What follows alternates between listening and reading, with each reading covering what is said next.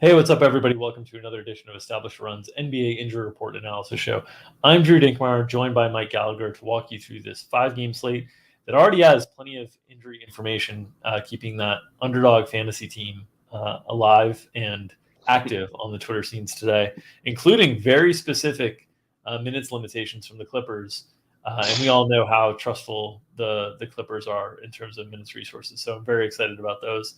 I hope Justin and his team can find out the other 7 players in the rotation, their precise minutes for the rest of the season, so we can just call it a wrap. Because 19 minutes is apparently the limit for Nick Batum going forward.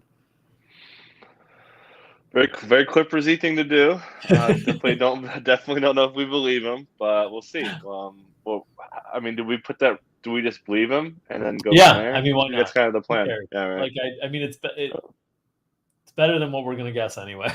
Yeah, for sure. At this point with them, man. But yeah, crazy injury report, man. It's only one team. Well, we just got another injury report from the Grizzlies. No questionables. They got 2 questionables. We'll get some questionables in Indiana, but it's pretty straightforward. It feels like from injury perspective. So let's get into the players that have been ruled out already. Let's start with Milwaukee, where Giannis Antetokounmpo joins Chris Middleton as ruled out for this game against Washington.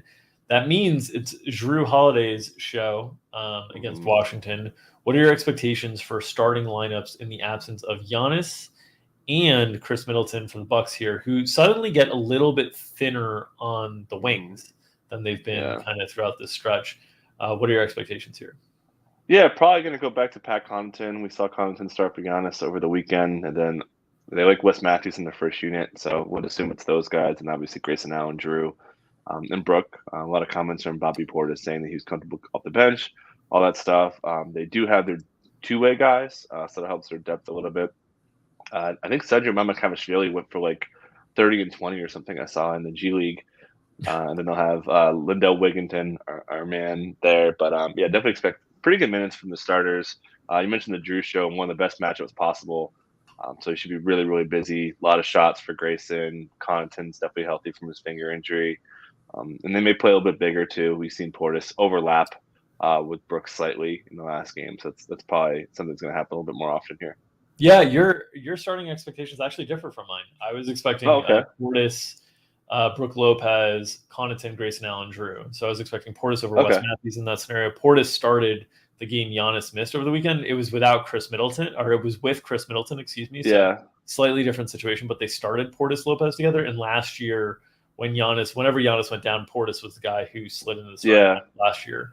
Okay. So that's my expectation and how we're projecting it currently. But certainly, if Portis was off the bench, we would drag down his projection a little bit. Right now. We've got him at 29 minutes right now.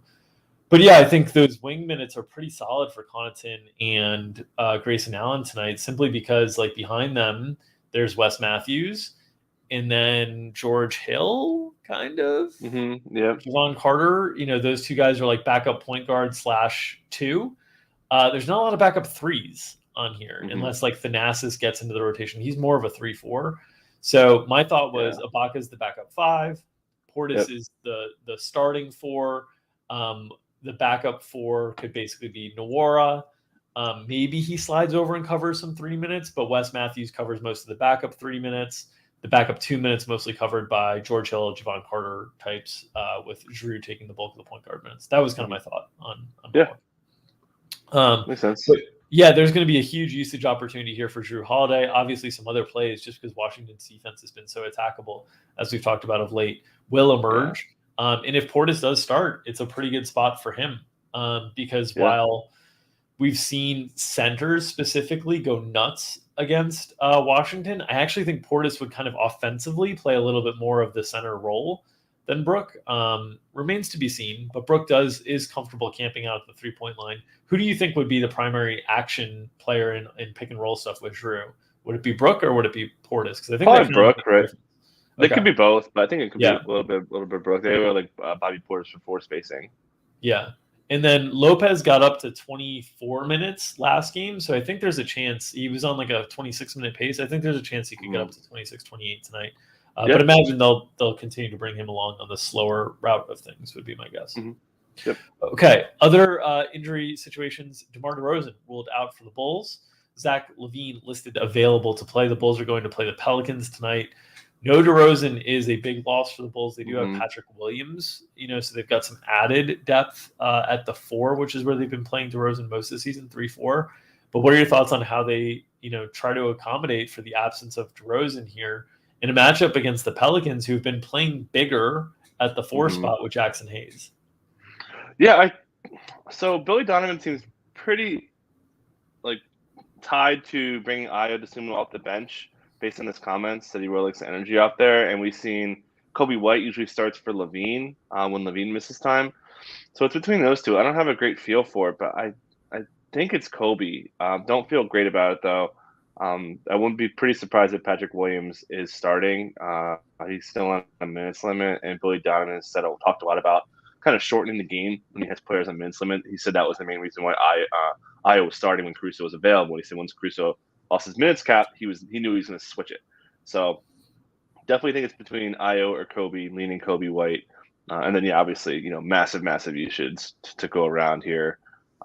Should be, pretty heavy Levine spot. Pelicans really vulnerable on 3-pointers. Definitely get a lot of Herb, which is okay. I think it's, kind of a bad matchup, but definitely a lot of usage there. Kobe could also really benefit if he starts, especially if he's going strong early. Yeah. I think there's also an outside shot that they could start someone like Tristan Thompson to match Jackson Hayes. They've done this once before, so I think it's a very outside chance. But yeah, I would expect Dosunmu would be the favorite for me. I think. Okay. I think that would turn Zach into, a guy that you're running off of picks more, and you have the ball handling from Caruso and Dosunmu, and maybe gets looks at Herb off of kind of staggered picks essentially, instead of having Herb initiate the offense at the top, or having Zach initiate the offense kind of at the top. That's kind of my guess, but we'll see. That makes sense. I'm just saying, just off the Donovan stuff, he seemed like he really wanted to give that a try. He's kind of stuck in his ways sometimes, but definitely feels like it's one of the two. Yeah. Okay. The other injury information that's kind of oldish on the outside is Kyle Kuzma is out for Washington. We talked about the Milwaukee side of that matchup, but with no Kyle Kuzma, we saw Rui Hachimura slide in the starting lineup and play pretty darn well, albeit against Houston. So it's caveats aside, but I assume Rui is the guy who draws the start once again. Yeah, he should get the start. Definitely seen a good amount of Denny Avdia off the bench. That should continue as well. More minutes for Kispert, and the centers are kind of figured out as well with KP playing basically straight 5. We haven't really seen too much of KP at the 4. Maybe we see a little bit more of it because Wes Unseld has said that he kind of likes him, the idea of him as a 4, but he is a 5 for them. Yeah. So that's one way they can kind of adjust things, especially in this matchup, right? Where you're probably going against a lot of size even without Giannis. So would expect a little bit of that, but not too much. But yeah, we haven't seen anything really going small. Haven't really seen a lot of 2-point guard lineups, so it's a lot of just mostly bigger front courts, and obviously the headlines really kind of being the main guy. On the outside of things, you mentioned the Grizzlies fouled right before we went on the air, so no John Morant still. Dylan Brooks is out as well as Brandon Clark. So how does that impact the Grizzlies' rotation tonight in a very, very favorable spot here for fantasy production? Yeah, so they're probably going to go back to Zaire, I guess, would be my guess, starting for Brooks. That was where they were before. And no Brandon Clark would probably just up Anderson. Conchar maybe more, making Anderson like a straight 4. Conchar would fill in as kind of the 2-3, help out the Anthony Melton. So they would basically just shift the rotation a little bit smaller. We know that Jenkins likes to run 10 out there, so maybe they bring Alderman. Is Alderman on? I haven't seen that yet. Maybe somebody comes in, but that wouldn't really move the needle. Yeah. Okay, questionable tags. The only ones we have on the slate are both in Toronto, and they seem pretty questionable in terms of being questionable tags.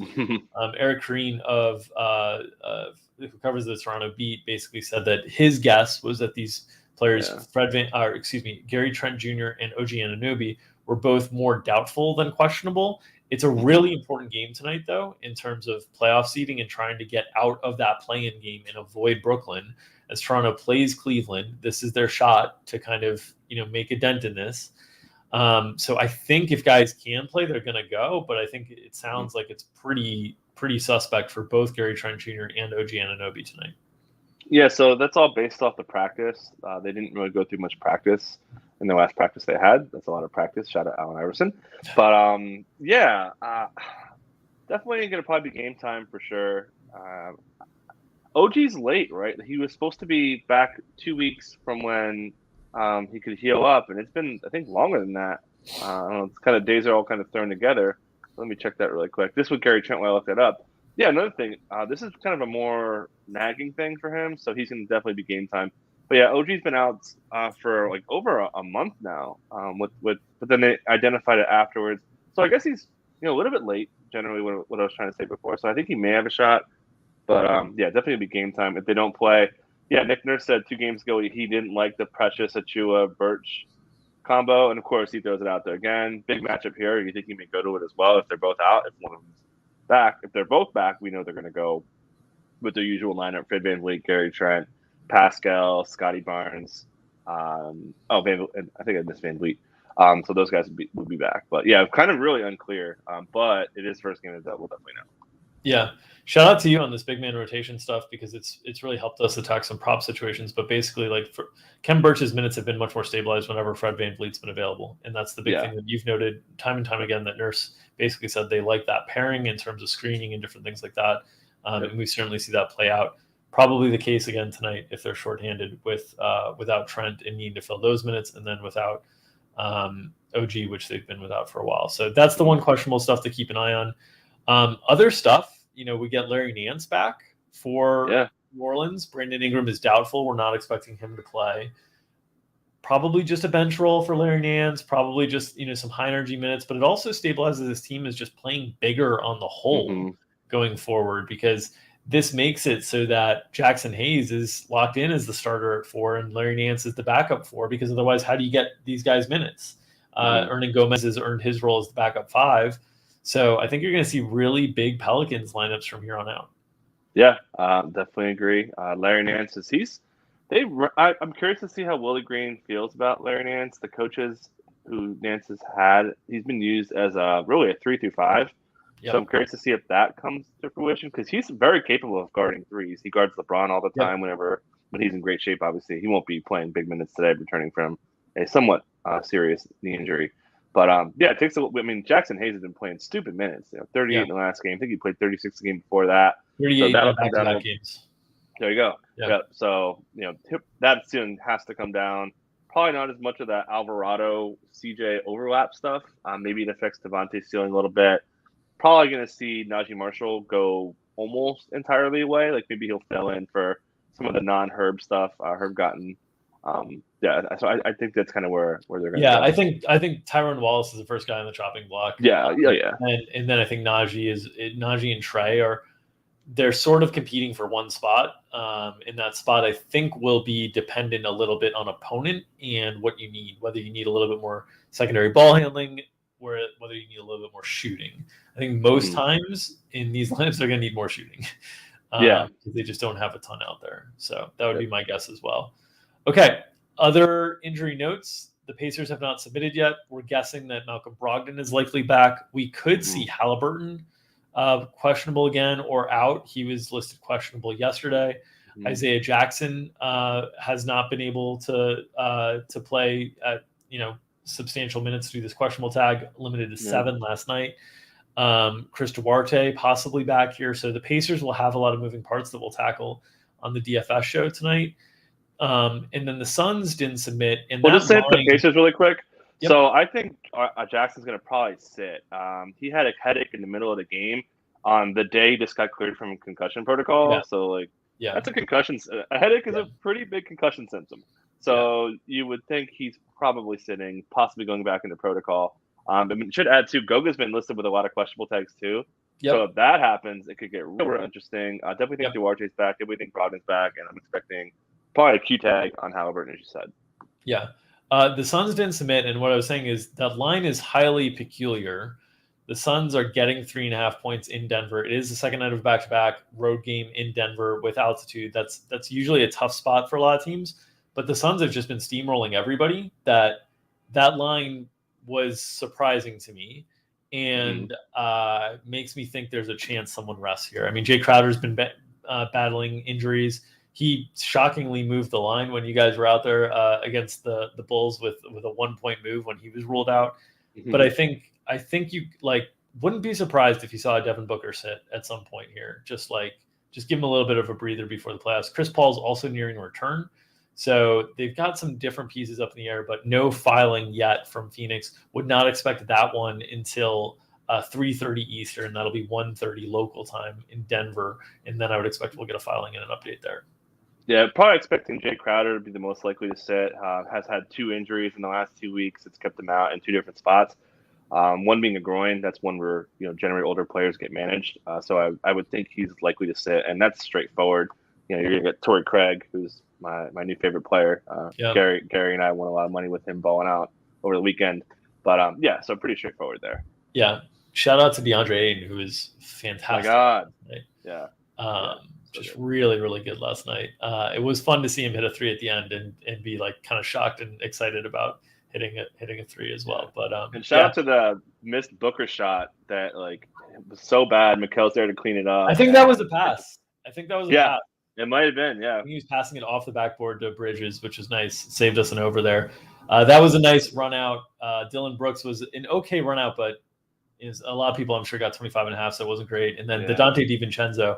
I have now had 2 times this year where I've had Kings players 1 point away from hitting an over at the free throw line, and they are 0 for 6. De'Aaron Fox and Dante DiVincenzo. Fox went 0 for 4. DiVincenzo went 0 for 2 last night. As all good bettors are, we only remember the really bad beats on the losses. So that's not true. I mean, Bazemore, everyone in Discord, that was the classic one. I mean, what a win when the points literally come off the board to hit it. That was epic. Yeah, but that'll do it for us. We've covered the 5 games. There will be more injury information to tackle. Join us behind the paywall on Establish a Show tonight with myself and Mark Dankenbring. Another episode of Dink and Dank will be live at 5 o'clock Eastern tonight, covering the 5-game slate from all angles DFS related. If you are not interested in subscribing and getting behind the paywall at Establish Run, at least consider subscribing here in front of the paywall with our YouTube page. Get notifications whenever we go live. Continue to support this product. We'll continue to put it out there free for you each and every day at 2 o'clock Eastern. That's when we'll be back tomorrow with myself and Mike Gallagher and Justin Fan. The GOAT team for Friday's big injury slate. It's actually not that big of a slate on Friday. No, it's not. A modest-sized slate. So after all these big 12-game and 11-game slates, it's nice to get a little bit of a reprieve. But we'll be back tackling it at 2 o'clock Eastern tomorrow. Enjoy all the basketball tonight, and we'll catch you tomorrow. Take care, everybody.